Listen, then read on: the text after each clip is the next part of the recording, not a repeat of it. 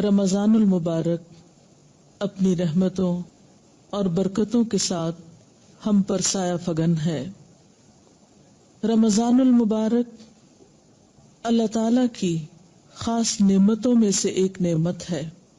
یہ وہ مبارک مہینہ ہے جس میں قرآن پاک نازل ہوا۔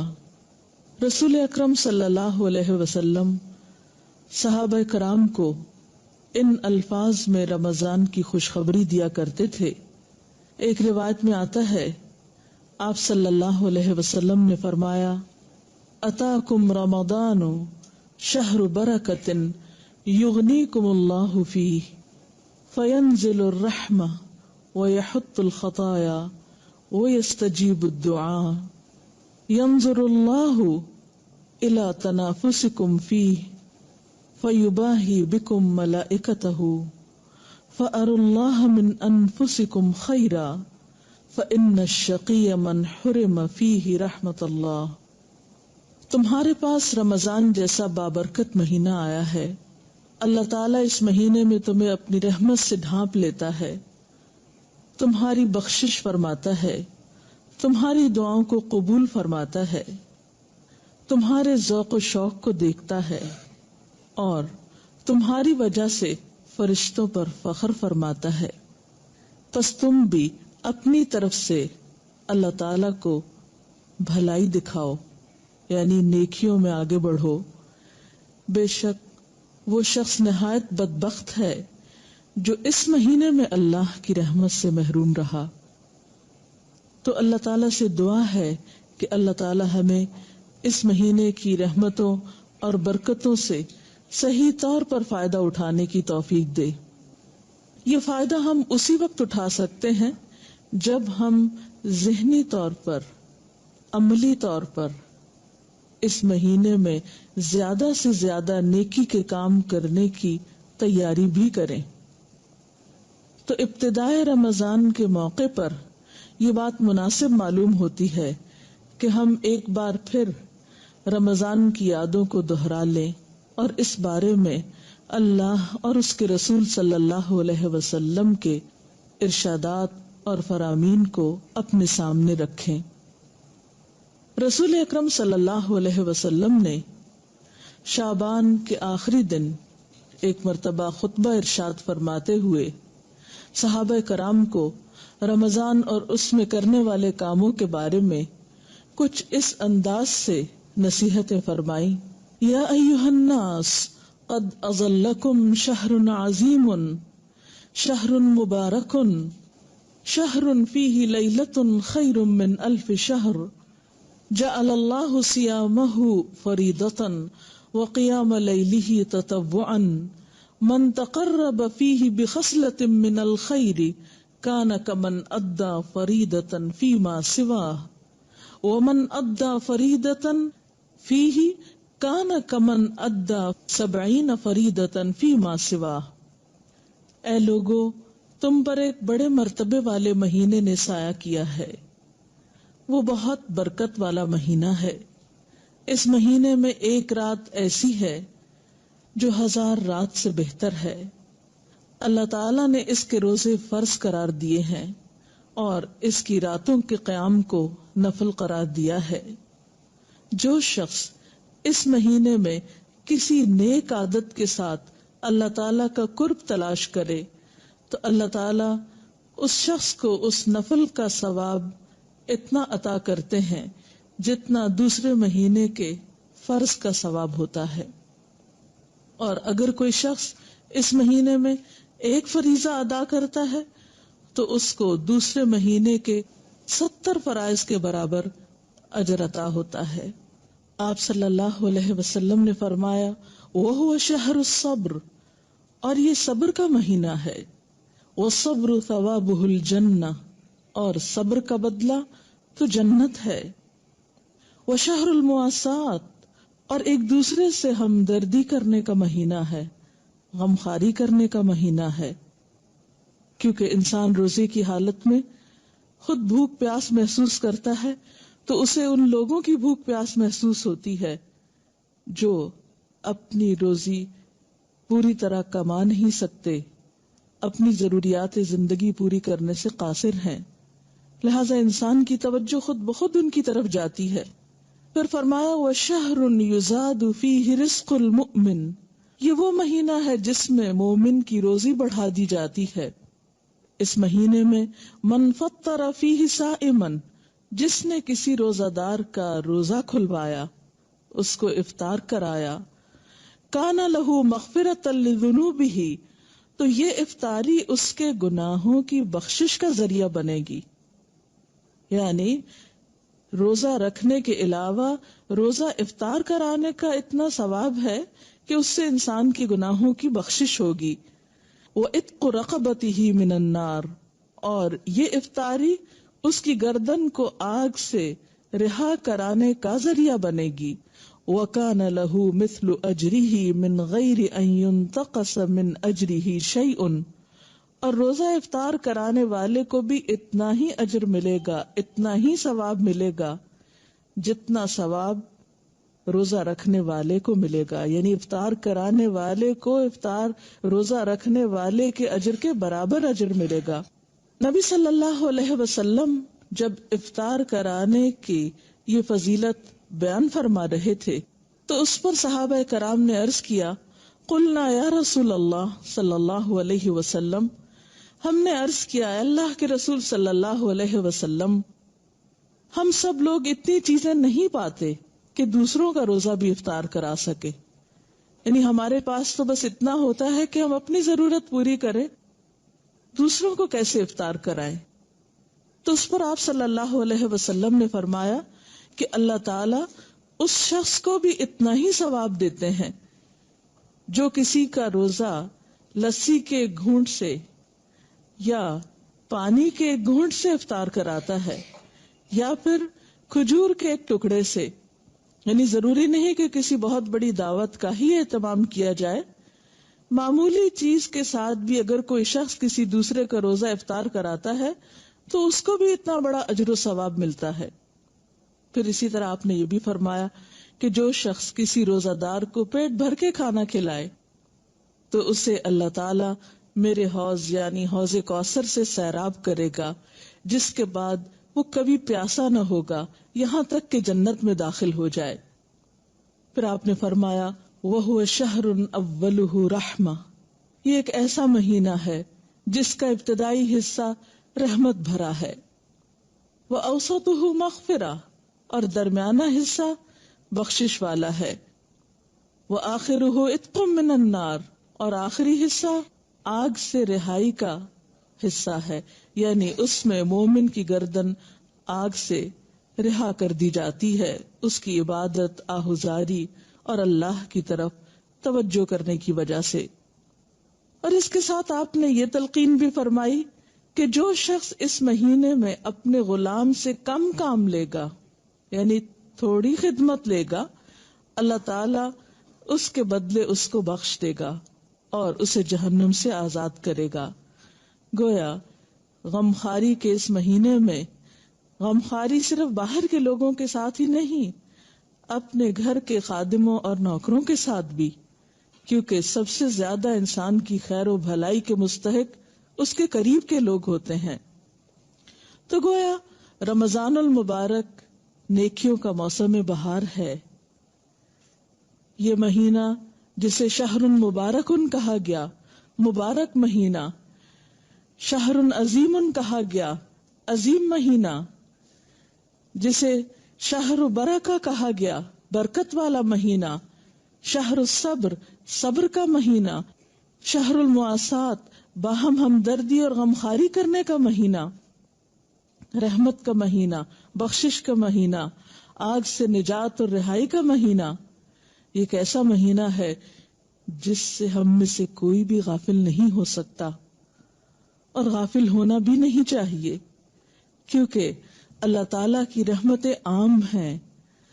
محروم القسمت ہے وہ شخص جو اس مہینے کی خیر و بھلائی سے محروم رہ گیا اور اس نے اس مہینے میں بھی اللہ تعالیٰ کی طرف توجہ نہ کی اور نیکی کے اس موسم بہار سے فائدہ نہ اٹھایا۔ تو آئیے دیکھتے ہیں کہ اس مہینے سے ہم کس کس طریقے پر فائدہ اٹھا سکتے ہیں۔ خصوصی طور پر ہمیں کون سے کام ایسے کرنے چاہیے کہ جس سے ہم اس مہینے سے صحیح طور پر فائدہ اٹھا سکیں؟ اگر دیکھا جائے تو ہمارا دین دو بڑے کاموں کا مجموعہ ہے. ایک طرف ہمیں اپنے رب کے حقوق ادا کرنا ہے جس نے ہمیں پیدا کیا، جس نے ہمیں زندگی جیسی نعمت دی اور بے شمار دیگر نعمتیں عطا کی. ہم اس کے احسان مند ہوں، اس کے حقوق ادا کریں. اور دوسری طرف ان انسانوں کے حقوق کی ادائیگی ہمارے دین کا ایک لازمی حصہ ہے جن انسانوں کے ساتھ ہم اس زمین پر رہتے ہیں، جن کے ساتھ ہمارا دن رات رابطہ اور واسطہ ہوتا ہے، تعلق ہوتا ہے. اور ایک انسان کی زندگی اسی وقت پرسکون اور خوبصورت زندگی بن سکتی ہے اور دوسری طرف اس زمین پر بسنے والے انسانوں کے ساتھ اچھا سلوک کرے، احسان کے ساتھ پیش آئے.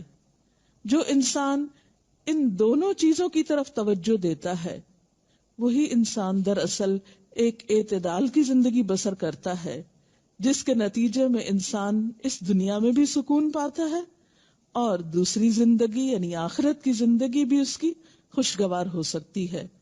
تو آئیے دیکھتے ہیں کہ اس مہینے میں کرنے کے کام کیا ہیں. سب سے پہلے حقوق اللہ تعالی کے حقوق، اپنے خالق کے حقوق کی ادائیگی میں نمبر 1 نماز ہے. نماز دین کا ستون ہے. ایک مومن اور کافر کے درمیان فرق ہے. نماز نبی صلی اللہ علیہ وسلم کے نزدیک آنکھوں کی ٹھنڈک ہے اور یہ ایک حقیقت ہے کہ انسان کے لیے سکون حاصل کرنے کا سب سے بڑا ذریعہ نماز ہے، جس میں انسان پاک صاف ہو کر پوری یکسوئی اور توجہ کے ساتھ اللہ تعالی کے حضور حاضر ہو کر اس کو یاد بھی کرتا ہے اور اس سے دعائیں بھی کرتا ہے. اور اس مہینے میں فرض نماز کے علاوہ خصوصی طور پر نوافل کا اہتمام ضروری ہے، جن میں خصوصاً رات کا قیام تراویح کی شکل میں یا پھر تہجد کی شکل میں. کیونکہ نبی صلی اللہ علیہ وسلم نے فرمایا، من قام رمضان ایمانا و احتسابا غفر له ما تقدم من ذنبه، جس نے ایمان اور احتساب یعنی اپنا حساب کرتے ہوئے اور اللہ تعالی سے اچھے اجر کی توقع رکھتے ہوئے صرف اللہ کی رضا کی خاطر رات کا قیام کیا، اللہ تعالیٰ اس کے پچھلے سب گناہ معاف فرما دیں گے. تو اس لیے دن کو روزہ اور رات کو تراویح کی نماز، نفل نماز، اس کا خاص اہتمام کرنا بے حد ضروری ہے. روزے اور نماز کے علاوہ خصوصی طور پر اس مہینے میں قرآن پاک سے تعلق قائم کرنا چاہیے، کیونکہ یہ وہ مہینہ ہے جس میں قرآن پاک نازل ہوا. شہر رمضان الذی انزل فیہ القرآن، رمضان وہ مہینہ ہے جس میں قرآن پاک اتارا گیا ہے. لہذا قرآن پاک سے مختلف طریقے پر آپ تعلق قائم کر سکتے ہیں، مثلاً تلاوت کے ذریعے، رات کو تراویح میں سن کر، یعنی آپ ایسی جگہ پر تراویح پڑھیں جہاں کوئی اچھا قاری خوبصورت انداز میں قرات کرتا ہو. یعنی خود تلاوت کے علاوہ قرآن کا سننا بھی ایک عبادت، اور خصوصاً نماز کے اندر اس کا پڑھنا اور سننا عام قرات سے زیادہ اجر و ثواب کا باعث ہے، کیونکہ قیامت کے دن قرآن پاک انسان کے حق میں سفارش کرے گا اور کہے گا کہ یا اللہ، اس نے مجھے قیام کی حالت میں پڑھا. پھر اسی طرح قرآن پاک چونکہ ہدایت کی کتاب ہے، اس لیے تلاوت اجر کی خاطر اور ثواب کی خاطر کرنے کے علاوہ، برکت کی خاطر کرنے کے علاوہ اس کا سمجھنا بہت ضروری ہے. اللہ سبحانہ و تعالیٰ فرماتے ہیں، کتاب انزلناہ مبارک لیدبروا آیاتہ، یہ ایک کتاب ہے جسے ہم نے اتارا ہے تاکہ لوگ اس کی آیات میں غور و فکر کریں.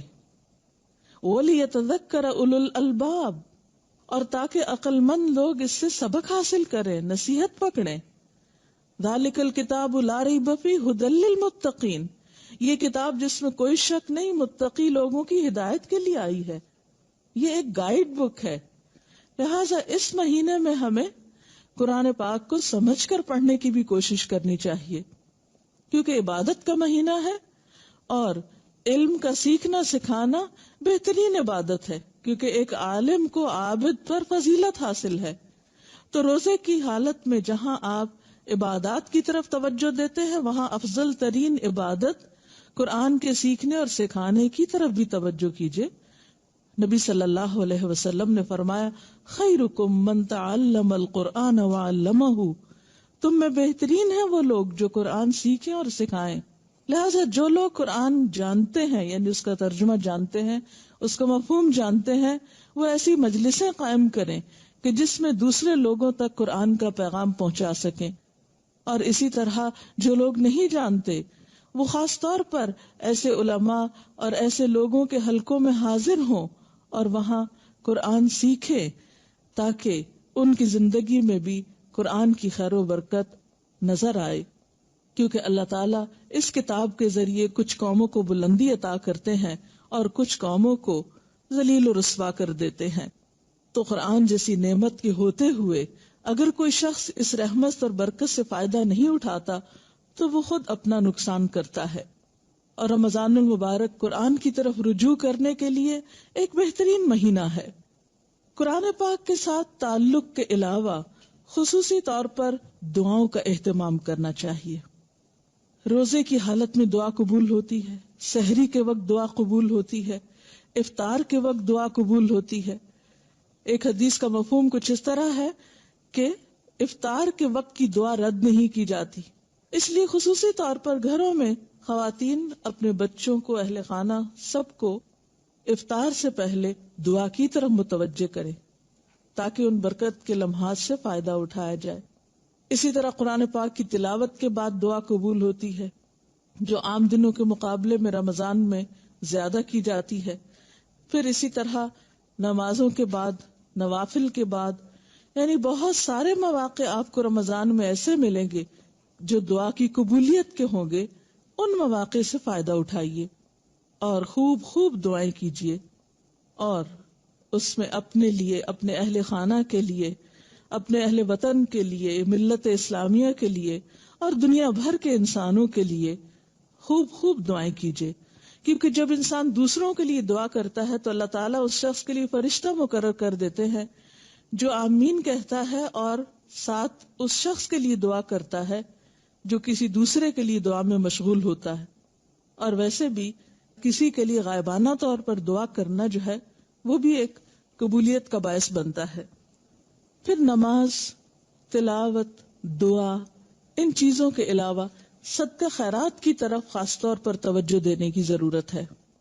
اور خصوصاً اگر رمضان کے مہینے میں زکوٰۃ ادا کی جائے جو صاحب نصاب لوگ ہیں تو وہ عام مہینوں کے مقابلے میں اس مہینے میں ادائیگی کی وجہ سے زیادہ اجر و ثواب پا سکتے ہیں.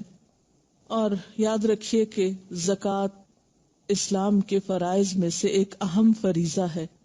حضرت ابوبکر صدیق رضی اللہ تعالیٰ عنہ نے ان لوگوں کے خلاف اعلان جنگ کیا جو کلمہ پڑھتے تھے لیکن انہوں نے زکوٰۃ دینے سے انکار کیا تھا.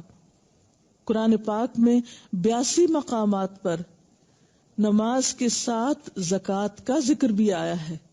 یہ ایک اہم فریضہ ہے اور یہ حقیقت ہے کہ اگر مالدار لوگ اپنے مال میں سے صحیح طور پر زکوٰۃ نکالیں تو اس ملک میں کوئی غریب نظر نہ آئے. یہ دوسروں کا حق ہے جو اللہ نے مالدار لوگوں کے مال کے اندر رکھ دیا ہے. اب ان کی آزمائش ہے کہ وہ اس حق کو حقداروں کی طرف لوٹاتے ہیں یا نہیں. بہرحال ان لوگوں کے لیے قرآن پاک میں سخت وعید بھی سنائی گئی کہ جو سونا چاندی جمع کرتے ہیں اور اسے اللہ کے راہ میں خرچ نہیں کرتے. لہذا اس مہینے میں اللہ تعالیٰ سے پچھلے گناہوں کی توبہ استغفار کرتے ہوئے خصوصیت کے ساتھ اپنے فرائض کی ادائیگی کی طرف توجہ دینا ضروری ہے. اور اسی طرح اگر حیثیت ہو، توفیق ہو تو رمضان میں اگر عمرہ کیا جائے تو وہ بھی ایک بہترین نیکی ہے. نبی صلی اللہ علیہ وسلم نے رمضان کے عمرے کو اپنے ساتھ حج کے برابر قرار دیا. یعنی جیسے کوئی شخص نبی صلی اللہ علیہ وسلم کی ہمراہی میں حج ادا کر رہا ہو. یعنی اتنا اجر و ثواب کا کام بتایا. پھر اسی طرح آخری عشرے کو خصوصی طور پر عبادت میں گزاریے. نبی اکرم صلی اللہ علیہ وسلم رمضان میں جہاں عبادت کرتے یعنی پہلے 2 عشروں میں، وہاں خاص طور پر آخری عشرے میں خوب عبادت کرتے، خود بھی جاگتے، اپنے اہل خانہ کو بھی جگاتے، کیونکہ اس آخری عشرے کی راتوں میں سے ایک رات میں لیلۃ القدر ہوتی. اور جیسا کہ قرآن پاک میں آتا ہے وما ادراک ما لیلۃ القدر لیلۃ القدر خیر من الف شہر، تم کیا جانو کہ یہ لیلۃ القدر کیا ہے، یہ 1000 راتوں سے بہتر ہے. لہذا اس رات کی خاص طور پر تلاش کرنی چاہیے، اس کا اہتمام کرنا چاہیے. اس رات میں جو بھی شخص اللہ سے ثواب کی امید رکھتے ہوئے قیام کرے گا، اللہ تعالیٰ اس کے پچھلے سارے گناہ معاف فرما دیں گے. اور اگر توفیق ہو تو آخری عشرے میں نبی صلی اللہ علیہ وسلم کی سنت پر عمل کرتے ہوئے اعتکاف کا اہتمام بھی کرنا چاہیے. اللہ تعالیٰ سے دعا ہے کہ وہ ہمیں بہترین نیکیوں کی توفیق دے اور اس رمضان کو ہماری بخشش کا ذریعہ بنا دے اور ہمیں پچھلے گناہوں کے کفارے کی توفیق عطا کر دے. اگر آپ میں سے کوئی آج کی اس ٹاک کے بارے میں، گفتگو کے بارے میں کوئی سوال کرنا چاہے تو یو آر ویلکم. جی ڈاکٹر صاحبہ، جیسا کہ ابھی آپ نے فرمایا کہ ہمارے دین میں 2 بنیادی چیزیں جو بہت اہم ہیں، وہ ان میں سے ایک حقوق اللہ اور دوسرا حقوق العباد. ان دونوں میں توازن کس طرح رکھا جا سکتا ہے؟ کیونکہ عام طور پہ دیکھا یہ گیا ہے کہ انسان ایک طرف ہو کے رہ جاتا ہے. اس کی طرف آپ کچھ وضاحت کریں گے؟ حقوق اللہ اور حقوق العباد میں توازن قائم کرنا بے حد ضروری ہے، کیونکہ اگر کوئی شخص اللہ تعالیٰ کے حقوق کو ضائع کرتا ہے، یعنی نماز روزے سے غفلت برتتا ہے اور صرف انسانوں کی خدمت کرتا ہے، تو یہ بھی کافی نہیں، کیونکہ جس کے ہم پر احسانات ہیں ہم نے اسی کا احسان نہیں مانا، تو دوسرے انسانوں پر احسان کرنا پھر کافی نہیں. اور کچھ لوگ ایسا ہے کہ جو حقوق اللہ کی ادائیگی تو کرتے ہیں لیکن حقوق العباد سے غفلت اختیار کرتے ہیں. تو ان دونوں میں توازن کے لیے ٹائم مینجمنٹ کی بہت ضرورت ہے. اللہ تعالیٰ نے ہمارے اوپر بہت احسان فرمایا کہ ہماری عبادات کے اوقات مقرر کر دیے. مثلا نمازوں کے اوقات مقرر ہیں، روزے کے لیے 1 مہینہ مقرر ہے، حج کا وقت مقرر ہے. تو ہم دیکھتے ہیں کہ اللہ تعالیٰ نے اپنے حقوق تو بہت کم ہم پہ رکھے. دن میں 5 اوقات میں نماز جو پڑھنا ہوتی ہے وہ ان کے اوقات اس مناسب طریقے سے رکھے گئے ہیں کہ ہمارے لیے کچھ بھی بوجھ نہیں ہے. دن کا ایک بڑا حصہ صبح کا وقت کام کے لیے رکھا گیا. شام میں نمازوں کے اوقات قریب ہیں لیکن اس میں بھی ادائیگی کچھ مشکل نہیں.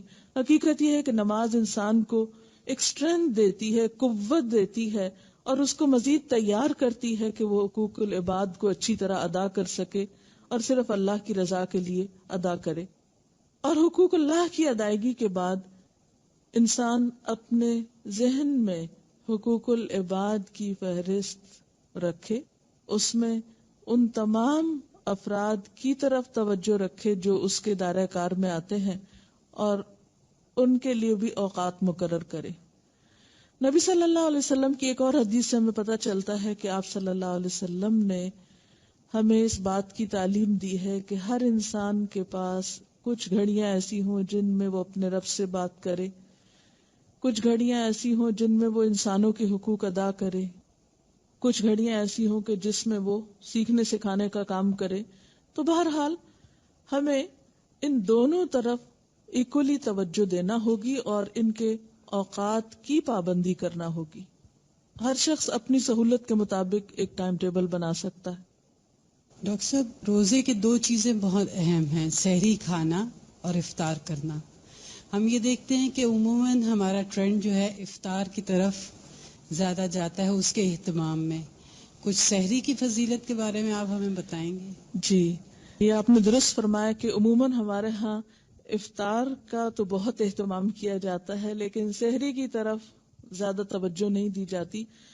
آپ نے فرمایا سحری کیا کرو کیونکہ سحری کرنا بابرکت ہے، سحور میں برکت ہے.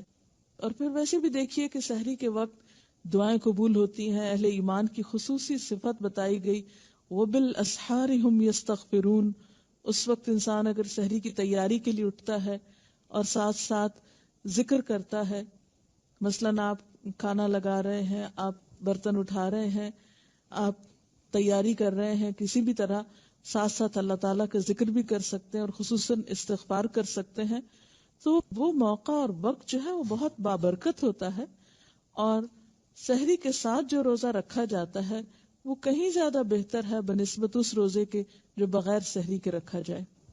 میرا سوال زکوٰۃ کے بارے میں تھا کہ رمضان میں زکوٰۃ جو ہم نکالتے ہیں اس کو رمضان کے مہینے میں حساب کر کے پورے سال میں رفتہ رفتہ اسپینڈ کر سکتے ہیں, یا رمضان کے مہینے میں ہی پورا نکال دینی چاہیے؟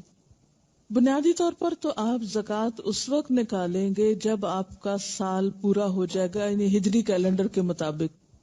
مثلاً اگر آپ نے محرم میں کچھ سونا خریدا جو کہ نصاب کی حد کو پہنچتا تھا, تو اس صورت میں آپ کی زکوٰۃ اگلے سال محرم کی اس تاریخ کو ڈیو ہو جائے گی, یعنی آپ کو ادا کرنا ہوگی.